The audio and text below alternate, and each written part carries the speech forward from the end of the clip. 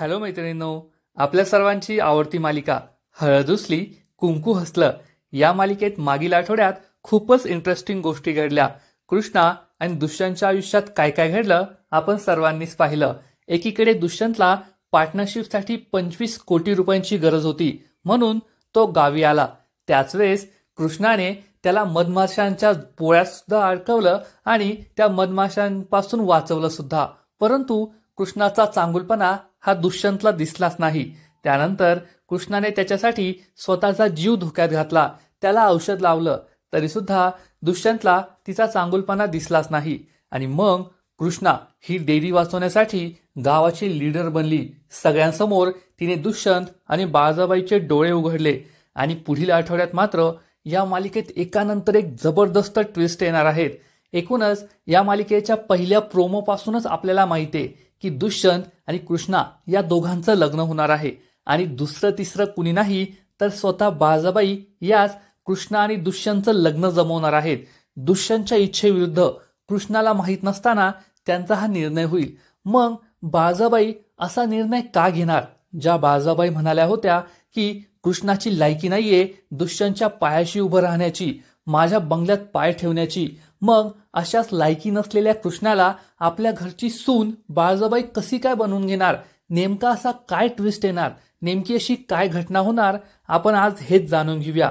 तर मैत्रिणींनो, आपण पाहिलंय की गावामध्ये इलेक्शन सुरू आहे आणि बाळजाबाईला सरपंच व्हायचंय। परंतु बाळजाबाईला सरपंच होण्यापासून रोखणार कृष्णा, कारण बाळजाबाईने डेअरी विकायला काढली। त्यामुळे आधी सगळे गावकरी बाळजाबाईवर खूप चिडलेले आहेत। बाळजाबाई डेअरी विकण्याचा निर्णय तर रद्द करतील, परंतु त्यांची जी इमेज असेल ती खूप खालावलेली जाईल आणि गावामध्ये कृष्णाला मान येईल की कृष्णा ही पुढची बाळजाबाई आहे। गावाचं नेतृत्व हे कृष्णाच्या हातात जायला पाहिजे, तरच गावाचं काहीतरी भलं होईल आणि ही गोष्ट बाळजाबाईच्या कानावर येणार। तर दुसरीकडे दुष्यंत 25 कोटी रुपयांसाठी गावात आला होता, परंतु डेअरीचा सौदा रद्द झाल्यामुळे त्याला 25 कोटी रुपये नाही मिळणार आणि पार्टनरशिपची डील त्याच्या हातून जाणार। त्यामुळे तो खूप निराश असेल, त्याचा सुद्धा कृष्णावर राग असेल। जेव्हा बाळजाबाईला समजेल की कृष्णा ही पुन्हा पुन्हा आपल्याला नडते, तिनेच आपला व्हिडिओ सुद्धा व्हायरल केला होता, तिच्यामुळेच आपल्याला डेअरीचा सौदा रद्द करावा लागला, तिनेच गावासमोर सगळ्यांसमोर आपला निर्णय कसा योग्य आहे, आपण कसा चुकीचा न्याय करतोय हे दाखवून दिलं होतं। त्यामुळे ती खूप चिडलेली असेल।